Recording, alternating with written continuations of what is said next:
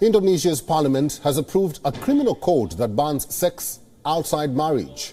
The law further bans cohabitation before marriage, insulting the president and spreading views counter to the secular national ideology has also been criminalized and can lead to a 3-year jail sentence. The code has provision for parents to lodge a complaint against their own children, accusing them of premarital sex.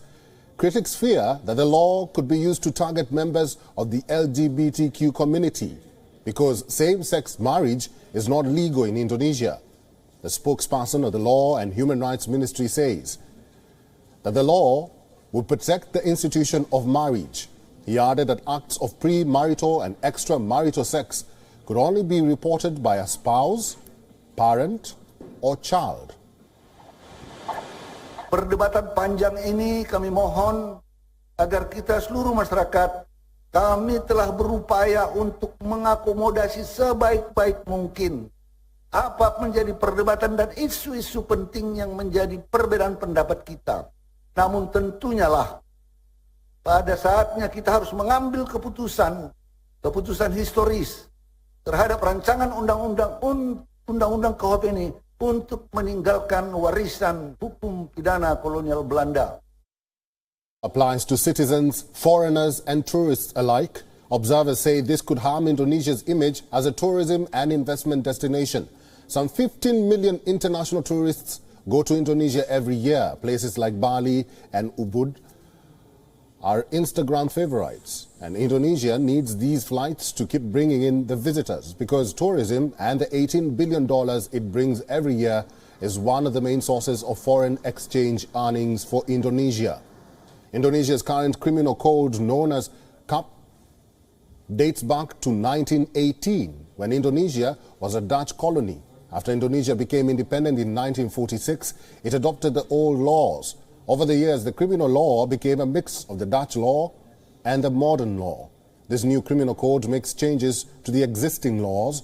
Rights groups and activists have slammed this move, calling it morality policing and a crackdown on civil and political freedoms. They call this penal code as a huge setback for the world's third largest democracy. Indonesia is the world's largest Muslim majority nation, and it has also seen a rise in religious conservatism. Legal experts say that the new laws should reinforce Sharia-inspired bylaws at the local level.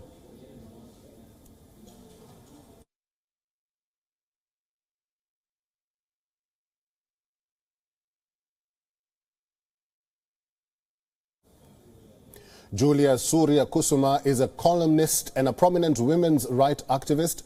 She's joining us live from Jakarta to talk more about this latest development in Indonesia. Hi, Julia.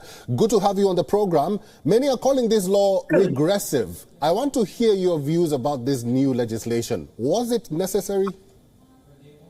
No, of course not. It's totally unnecessary, but it's actually not.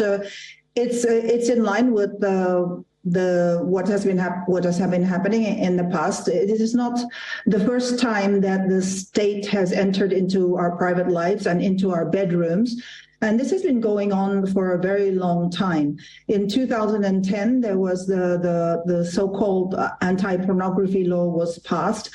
And it wasn't about pornography at all. It was about controlling the behavior of, sexual behavior and primarily women's behavior, the way we dress and no public display of affection, but it was actually a political thing. It was a political move on the part of the Islamic political parties. And this has been going on, because it goes back to the time before independence when political Islam actually wanted to make Indonesia into a Sharia state. And they are not able to do this legally or through political parties, or they cannot make it a legal change there. But they are doing it through these means. So by this morality legislation, which primarily affects women, but in this case, it affects everyone. So this is going too far. I mean, the trend has been in this direction for a long time, but now I think they've really it's more than shooting Indonesia is shooting itself in the foot, maybe committing a kind of suicide by passing this law. Julia, let's talk more about the law. So the law also allows parents of unmarried people to report them for having sex. Cohabitation before marriage will also be banned, and those convicted could face a 6-month prison sentence. In real sense, what sort of damage will this have on Indonesia? Well, you know, in the past, laws like this have been passed, the implementation has been sketchy. For example, the pornography law the anti-pornography law that I mentioned, you know, in the end, it was a symbolic political gesture. We don't know yet to what extent this will be real. In terms of the implementation, and it's called pengaduan, delik pengaduan. So that means that it has to be reported. So you don't get punished if you're not caught, but if somebody reports you, then you can be tried and indicted and punished. So we don't know, but the implementation is only going to be another 3 years, and I don't know what might happen, because civil society groups might take it to the constitutional court. There are things in 3 years, a lot could happen. Right. You see, and also in 2024, you have to consider 2024 is the presidential elections, and this issue could be very much politicized. Now, it's difficult to say which direction it will go. Right. The way things have been going so far is towards the conservative side. So even political parties which are not Islamic, for political reasons, they support this kind of regressive law just to get votes. That's, you know, it's just really, really dirty politics. All right. Julia, finally, I'm so curious. What does this say when a country decides for you and even goes to the extent of instilling fear to the young generation? What if a person falsely accuses someone? What happens next? Oh, we have a long history of that, of falsely accusing people. For example, it's part of our tradition in a way. Sorry for being so sarcastic, but that's true. For example, in the when communism was outlawed, you could just, if you didn't like somebody, just accuse them of being communist, and this could be the case. This could be the case of this as well. Now, you know, you can accuse somebody of engaging in so-called criminal sexual act and produce hoax evidence. I mean, this could be misused in so many ways.